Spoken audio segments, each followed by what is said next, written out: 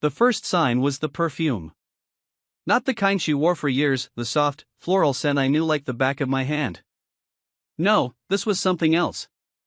Sharp, exotic, and completely out of place. It hit me the moment I opened the car door that Friday evening, my gym bag slung over one shoulder. At first, I thought it might have been a new air freshener, something Emma picked up on a whim. But the faint smell clung to the passenger seat and the seatbelt like someone had been sitting there, close enough to leave their mark. I didn't think much of it until the next morning, when I noticed her jacket draped over the back of a chair. That same foreign scent wafted off it. She hadn't worn it in weeks. New perfume? I asked casually while pouring coffee. Emma, still in her pajamas, didn't even look up from her phone. Huh? No. I let it go, but my mind didn't. That smell didn't belong in our car or on her clothes. By Sunday, the thought had burrowed into my brain like a splinter. I found myself replaying the little things, the time she'd rushed to shower right after coming home, the moment she hesitated when I asked where she'd been, the way her mood flipped from warm to distant without warning. And then there was that Saturday night. I'd fallen asleep early, worn out from the week. Around 2 a.m., I woke up to faint laughter echoing through the house. Disoriented, I sat up, listening. Emma wasn't in bed. I crept down the stairs, my heart beating faster with each step. The living room light was on, casting shadows across the floor. Peeking around the corner, I froze. There she was on the couch, barefoot, with a glass of wine in one hand. Opposite her sat a man I didn't recognize. He had a lean frame, dark hair, and an easy grin that made my stomach churn. They weren't touching, but the space between them felt charged, as if the air itself was holding its breath. I stayed rooted, out of sight, for what felt like hours but was probably only seconds. Emma laughed again, soft, intimate, a sound she hadn't made around me in years. "Thanks for coming," she said, her voice low. "I needed this." The man leaned back, a faint smirk playing on his lips. "Any time." My blood ran cold. It wasn't just the words, it was the way she said them, like they were in on some private joke I wasn't meant to understand. I retreated upstairs, quietly shutting the door behind me. My mind raced, my chest tight with a mix of disbelief and anger. That night, I didn't sleep. By morning, I had made up my mind, I was going to find out exactly what was going on. No more guessing, no more excuses. Whatever Emma thought she was hiding, I'd uncover it one way or another. The next few days were a blur of suppressed rage and forced normalcy. I played the part of the unsuspecting husband perfectly, smiling at the breakfast table, helping the kids with their homework, and going through the motions of our evening routines. Inside, though, I was unraveling. Every word Emma said felt like a lie, every smile a mockery. I needed answers, and I wasn't going to wait for them to fall into my lap. Tuesday night was my chance. Emma had an event after work, a networking dinner with her firm, she claimed. She even made a point to mention it twice, as if to preempt any suspicion. "Don't wait up," she said, kissing me on the cheek before heading out the door. I stared at the closed door for a long moment, my jaw clenched so hard it hurt. The second her car pulled out of the driveway, I sprang into action. First, I checked her closet. I wasn't even sure what I was looking for, but I knew it would be there. Her usual work attire, pantsuits and blouses, hung in neat rows, but at the far end, I noticed a garment bag I didn't recognize. Pulling it down, I unzipped it to find a red dress I had never seen before. It was the kind of thing Emma used to wear years ago, back when we still went out on dates. Why hadn't she mentioned it? Where had she worn it? I put the dress back and moved to her jewelry box. I wasn't proud of snooping, but this wasn't about pride anymore. It was about the truth. Inside, tucked beneath her usual pieces, was a small velvet pouch. I opened it to find a bracelet, delicate gold, with a single charm engraved with a date, 2 months ago. It wasn't her style at all. And I hadn't given it to her. I was about to move on when I noticed a faint whiff of that same perfume lingering on the pouch. My pulse quickened. The next stop was her home office. Emma kept her personal and professional lives meticulously organized, and I hoped her attention to detail would work in my favor. On her desk, a planner lay open, filled with the neat handwriting I'd always admired. I scanned the entries for anything unusual. Most were work-related, but one caught my eye. Last Friday, the day she claimed to have been swamped at the office, there was a single word written in the corner: lunch. No location, no name, just lunch. Frowning, I opened her laptop and logged in. Emma wasn't careless, she didn't leave incriminating evidence lying around. But she wasn't as thorough as she thought. I went through her emails, her saved files, her work calendar. Nothing. Then I checked her browser history. Most of it was mundane shopping sites, news articles, and work-related searches. But then I saw it. A booking confirmation for a private dinner at a downtown restaurant. 2 guests. Last Friday night. I leaned back in the chair, the knot in my stomach tightening. I could picture her there, sitting across from someone, him, sharing that laugh I'd heard in the living room. I had to know for sure. I grabbed my phone and started calling the restaurant. "Thank you for calling La Maison," a cheerful voice answered. "Yes, hi," I said, forcing calm into my voice. "I'm trying to track down a receipt from a dinner reservation last Friday. My wife misplaced it, and we need it for reimbursement." "Of course," the hostess replied. "Could I have the name on the reservation?" "Emma Carter."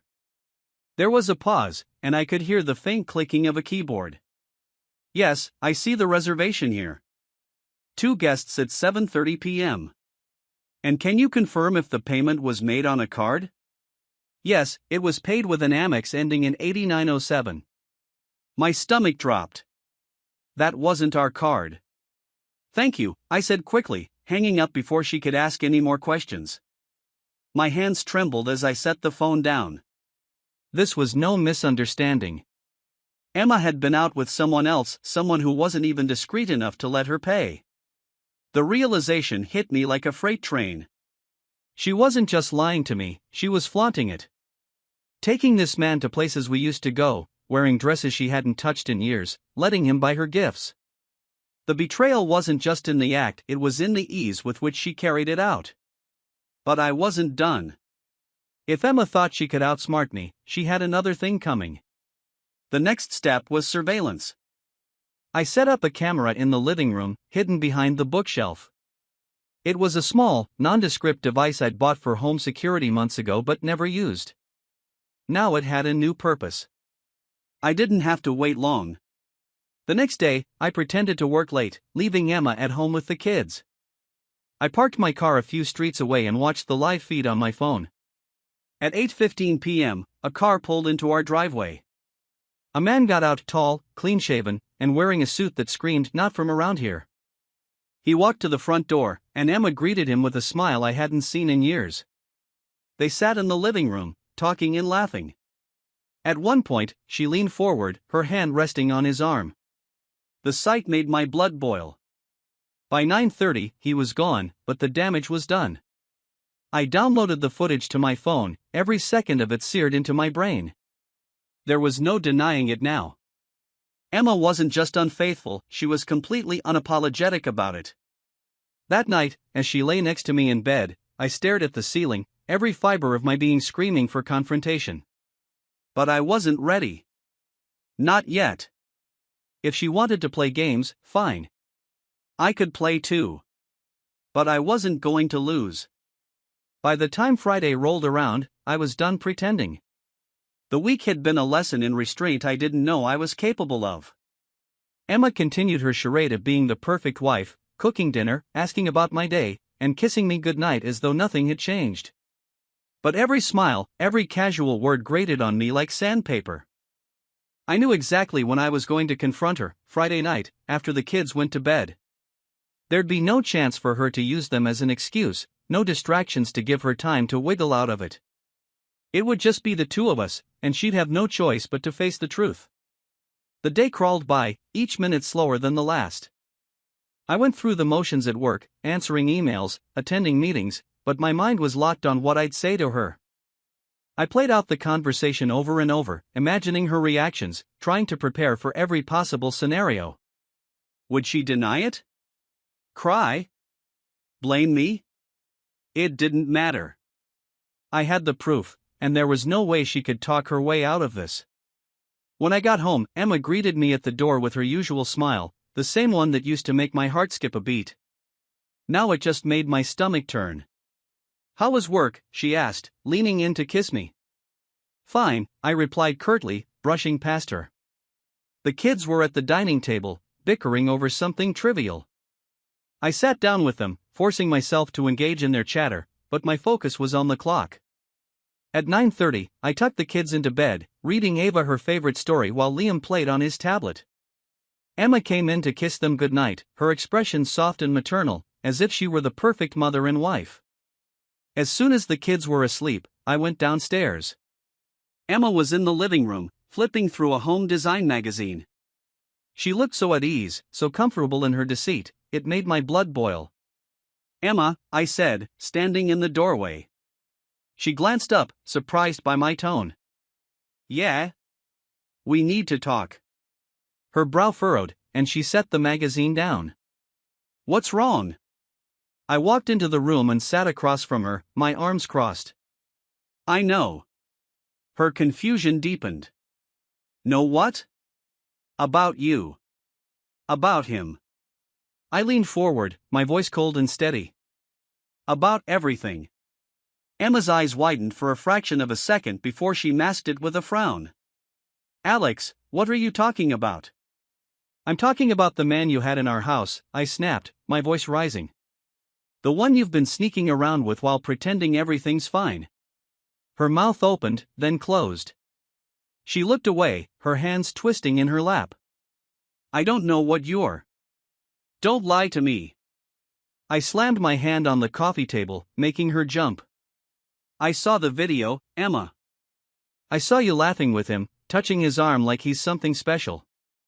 Her face went pale, and she pressed her lips together, as if trying to hold back whatever excuse she was about to give. "You think I'm an idiot?" I continued, my voice shaking with anger. "You think I wouldn't notice the late nights, the perfume, the lies? How long has this been going on?" "Alex, please." "How long?" She flinched at my tone but didn't answer. "I've been busting my ass to give you and the kids a good life," I said, my voice thick with fury. "And this is how you repay me? By bringing some stranger into our home?" Emma finally looked up, tears welling in her eyes. "It's not what you think," she whispered. "Oh, really?" I laughed bitterly. "Then what is it?" "Because from where I'm sitting, it looks like you've been screwing around with some guy while I've been playing the clueless husband." She shook her head, her hands trembling. "It wasn't like that." "Then explain it to me," I demanded. "Tell me what it was like." Emma took a deep breath, her voice cracking as she spoke. "It was just someone to talk to. That's all." I felt. "Don't you dare try to justify this," I interrupted. "Don't you dare make this about your feelings." Her tears spilled over, and she wiped them away angrily. "You don't understand. I've been lonely, Alex. Ever since." "Lonely?" I stood up, towering over her. "You're lonely? I'm the one who's been holding this family together while you play your little games. Do you even care about what you've done? About how this affects our kids?" Emma buried her face in her hands, sobbing. But her tears didn't move me. They felt like a performance, an attempt to shift the blame onto me. "Why, Emma?" I demanded. "Why him?" She didn't answer right away, her shoulders shaking with each sob. Finally, she looked up, her face streaked with tears. "I don't know," she whispered. "You don't know?" I repeated, my voice dripping with disbelief. "That's all you've got? After everything, you can't even give me a real answer?" She shook her head, her gaze dropping to the floor. For a moment, I just stood there, staring at her. This was the woman I'd spent 10 years of my life with, the mother of my children, and she couldn't even look me in the eye. "You're pathetic," I said finally, my voice cold and final. "I hope he was worth it, because you just destroyed everything we had." With that, I turned and walked out of the room, leaving her to her tears. I didn't slam the door, I didn't need to. The damage was already done. That night, I slept in the guest room, my mind racing with what came next. Emma's excuses meant nothing to me. This wasn't something we could fix with an apology or therapy. She'd crossed a line, and there was no going back. The only question left was how I was going to make her pay for it. By the time the sun rose the next morning, my anger had hardened into something cold and sharp, a purpose. If Emma wanted to tear apart the life we'd built, I wasn't going to sit back and let her walk away unscathed. She might think she could cry her way out of this, but I was going to show her just how wrong she was. I spent the morning acting normal for the kids' sake. Ava and Liam were blissfully unaware of the storm brewing between their parents. They bickered over cereal, debated which cartoons to watch, and begged to visit the park later. Emma, on the other hand, barely spoke.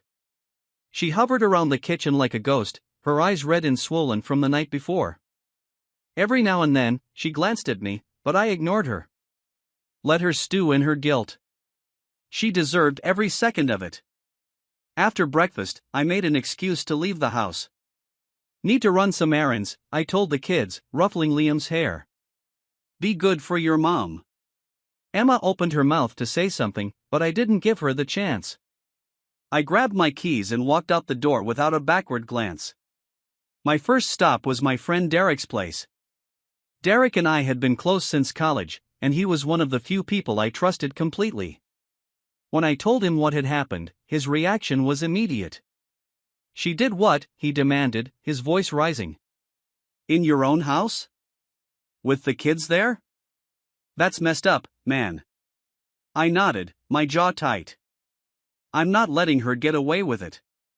What's the plan? First, I'm getting all my ducks in a row, I said. Legal, financial, everything. I'm not going into this blind. Derek leaned back in his chair, his arms crossed. You need a lawyer. I already called one. The lawyer, Susan Hayes, came highly recommended. I'd scheduled a meeting with her for Monday, and I planned to go unarmed with as much evidence as possible. The footage from the living room camera was damning, but I wanted more. Here's the thing, I told Derek. If I just file for divorce, she's going to play the victim. She'll cry and tell everyone it was a mistake, that I'm overreacting. I need to make sure the truth comes out. Derek nodded slowly. What are you thinking? I'm going to destroy the life she's so desperate to keep. Piece by piece. The first step was finding out more about her lover.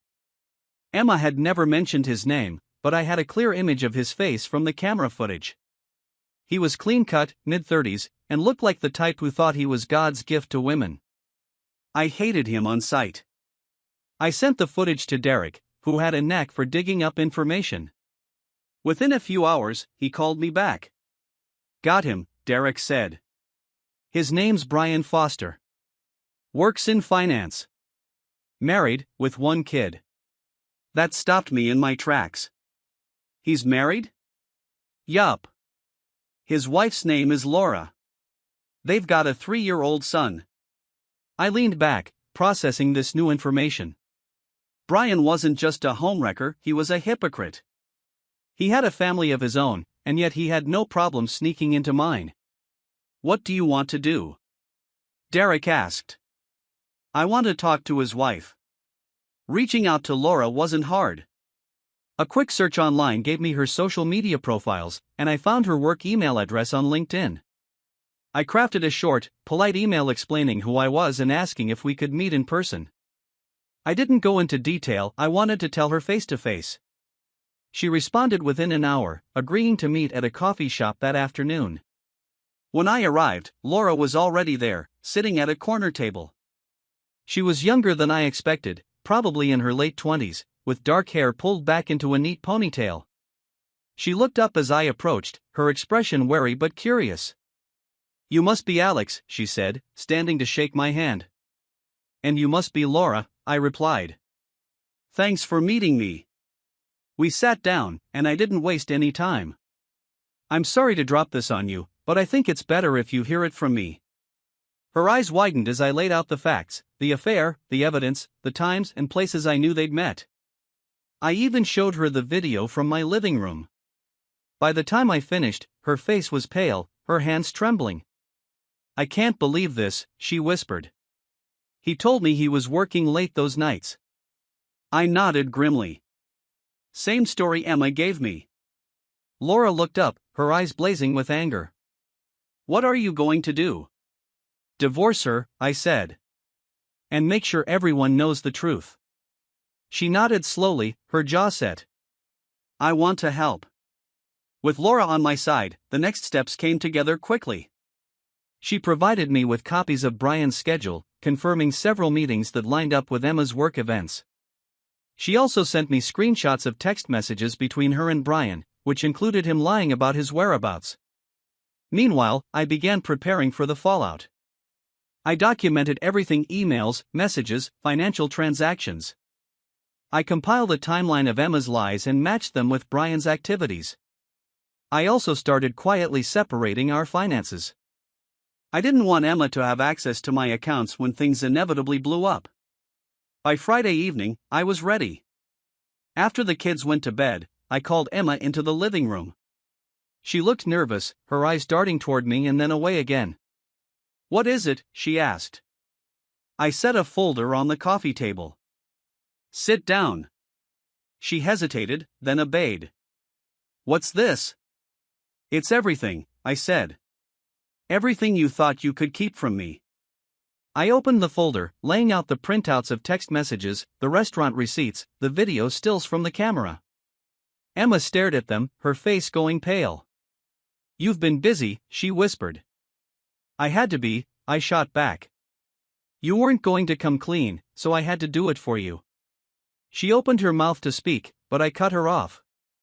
"Save it. I've already talked to your boyfriend's wife. She knows everything." Emma's head snapped up, her eyes wide. "You did what?" "You heard me," I said coldly. "And if you think this ends here, you're wrong. I've got a meeting with a lawyer on Monday, and I'm filing for divorce." Tears filled her eyes, but I didn't care. "You didn't just betray me," I said. "You betrayed our kids, our family. And now you're going to face the consequences." The silence in the room was unbearable. Emma sat there, staring at the evidence I'd laid out, her face pale and her lips trembling. I wasn't moved. I'd already spent too much time caring about her feelings while she trampled mine into the ground. "I didn't want it to come to this," I said, breaking the silence. My voice was steady, cold. "But you gave me no choice." Emma looked up at me, her eyes filled with tears. For a moment, it seemed like she might try to deny it all, but she must have realized how futile that would be. The evidence was undeniable. "I'm sorry," she whispered. I laughed bitterly. "You're sorry? For what? For getting caught? For bringing him into our home? For destroying everything we built?" She flinched at my words, but I didn't let up. "You don't get to cry and play the victim now, Emma. You made your choices, and now you're going to face the consequences." Emma wiped her eyes, her hands shaking. "It wasn't. I didn't mean for it to happen like this." "Then how did you mean for it to happen?" I demanded. "Did you think I wouldn't find out? That you could just keep sneaking around and I'd stay oblivious?" She shook her head, her voice breaking. "It wasn't like that. I wasn't trying to hurt you." "Spare me the excuses," I snapped. "This isn't some accident you tripped into, Emma. You made a choice. Over and over again, you chose him. You chose to lie, to cheat, to put our family at risk. Don't tell me it wasn't intentional." Emma's tears were flowing freely now, but I felt nothing. The woman sitting across from me wasn't the same person I'd married. That Emma was gone, replaced by someone I didn't even recognize. "I need to know why," I said, my voice lower but no less firm. "What was it about him? What did he give you that I didn't?" She hesitated, her eyes darting away from mine. "I don't know," she murmured. "That's not an answer." She took a shaky breath. "I guess." I felt like he listened to me. Like he saw me. I let out a bitter laugh. Listen to you? Saw you? I'd been here every single day, Emma. I've been the one raising our kids, building a life with you. Don't you dare act like I ignored you. I'm not saying you did, she said quickly, her voice desperate. I felt invisible.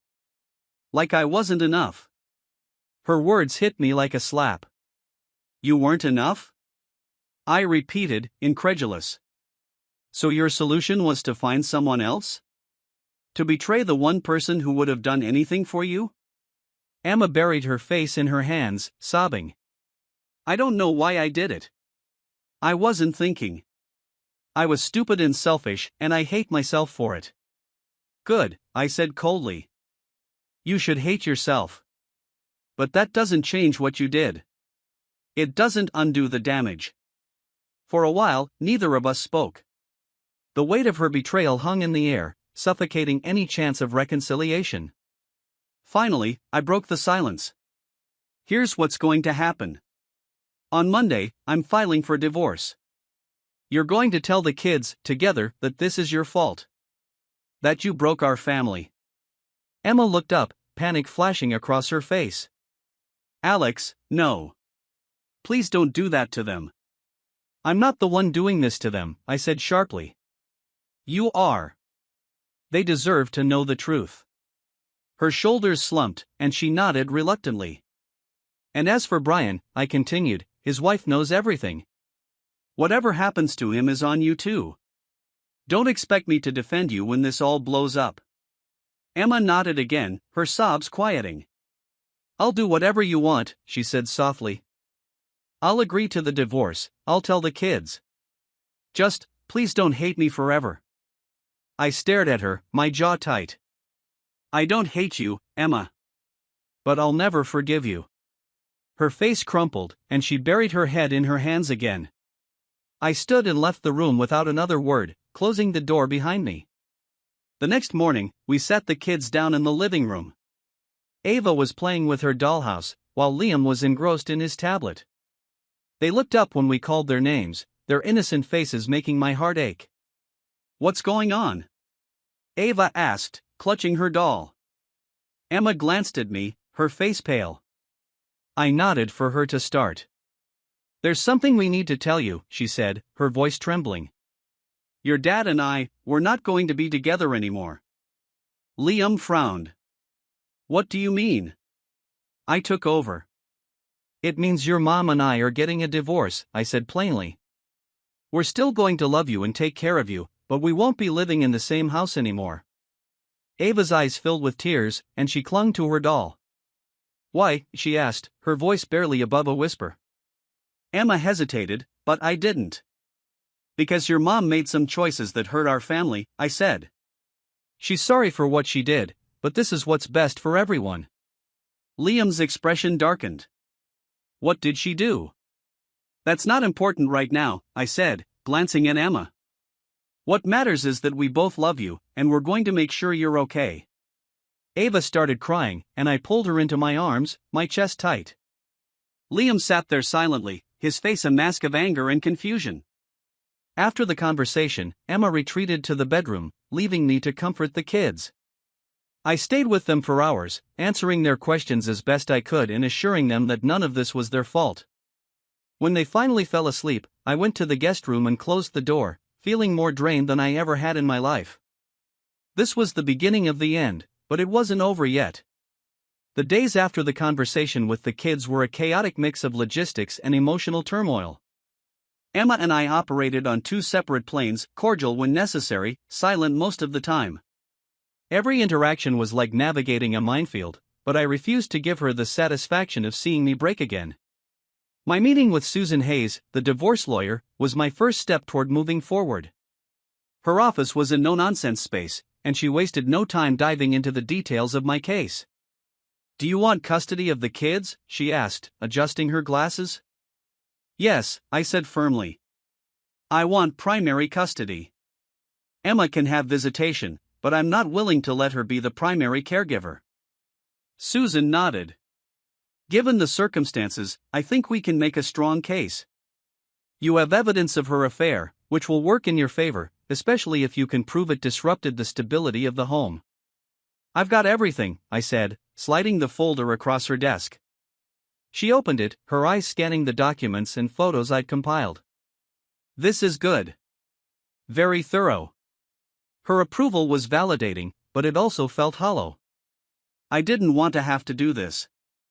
I didn't want to rip my family apart. But Emma's choices left me no other option. Financially, you'll want to make some immediate adjustments, Susan continued. Close any joint accounts, separate your finances, and ensure she can't access your personal funds. Do you share credit cards? We did, I said, but I've already canceled them. Smart, she replied. Now, about the house. Do you plan to stay, or are you looking to sell? The house. It was a question I'd been avoiding, but I knew the answer.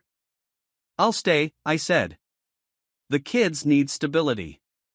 This is their home, and I'm not going to take that away from them.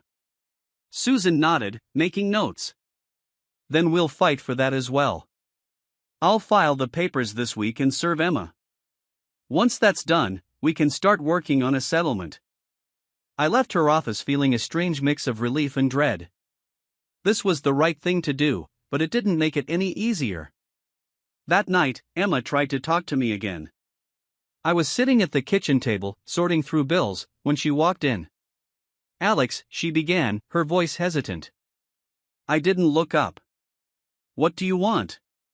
She sighed, pulling out a chair and sitting across from me.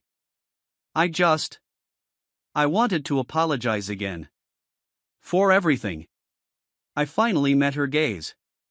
Apologies don't fix this, Emma. They don't undo what you did. I know that, she said quickly. I need you to know how sorry I am. I never wanted to hurt you or the kids. You keep saying that, I said, my voice flat. But your actions say otherwise.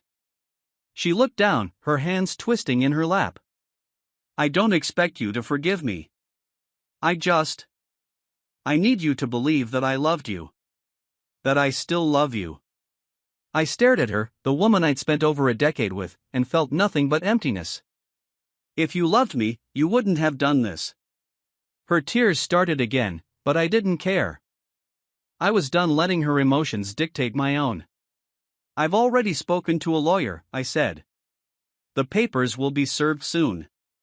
This is happening, Emma. There's no going back. She nodded, wiping her eyes. I understand. Good, I said, standing. Then let's focus on what matters, the kids. They don't deserve to be caught in the middle of this. She nodded again, and I left the room without another word. The weeks that followed were a whirlwind of legal proceedings and practical arrangements. Emma moved into a small apartment a few miles away, and we worked out a temporary custody schedule until the court finalized the divorce. Telling my family and friends was a mixed bag. Some were supportive, rallying around me and the kids. Others tried to convince me to work things out with Emma, citing the kids as a reason to stay together. But I knew better. Staying together for the kids would only teach them to accept dysfunction. They needed to see that betrayal had consequences, that self-respect mattered. One evening, while the kids were at Emma's, I sat down with my parents to explain everything. My dad, a man of few words, listened quietly before nodding. You're doing the right thing, he said. My mom, on the other hand, was furious. Not at me, but at Emma. She had everything, she said, her voice shaking with anger. A loving husband, beautiful kids, a stable life. And she threw it all away for what? A fling? I didn't have an answer. I wasn't sure I ever would. As the months passed, I focused on rebuilding my life. I threw myself into my work, taking on extra projects to stay busy. I spent as much time with the kids as possible, taking them to the park, helping with homework, and trying to maintain some sense of normalcy. It wasn't easy. There were nights when I lay awake, replaying everything in my head, wondering what I could have done differently. But the truth was, this wasn't my fault. Emma made her choices, and I was just cleaning up the mess. One day, while sorting through old photos, I found a picture of us from our wedding day. We were smiling, so full of hope and love. I stared at it for a long time before finally putting it in a box. That chapter of my life was over. It was time to move forward. The divorce was finalized 6 months later. I was granted primary custody of the kids, and Emma had visitation rights. The house was mine, though it felt emptier than ever. Emma and I maintained a civil relationship for the sake of the kids, but it was nothing more than that. She tried to apologize again, to explain herself, but I shut it down. "Let's just focus on being good parents," I told her. "That's all that matters now." She nodded, tears in her eyes, but I didn't feel any sympathy. I had nothing left to give her. It's been a year since that night in the living room. The kids are doing well, better than I expected. They've adjusted to the new routine, and I've done everything I can to give them a stable, happy life. As for me, I'm still healing. There are days when the anger and sadness creep back in, but they're fewer and farther between. I've started dating again, cautiously, and for the first time in a long time, I feel hopeful about the future. If there's one thing I've learned from all of this, it's that betrayal doesn't define you. It hurts, it breaks you, but it doesn't have to destroy you. Emma's choices took away the life I thought I had, but they also gave me something else: clarity. I know who I am, what I deserve, and what I'll never tolerate again. And that, I think, is the real victory.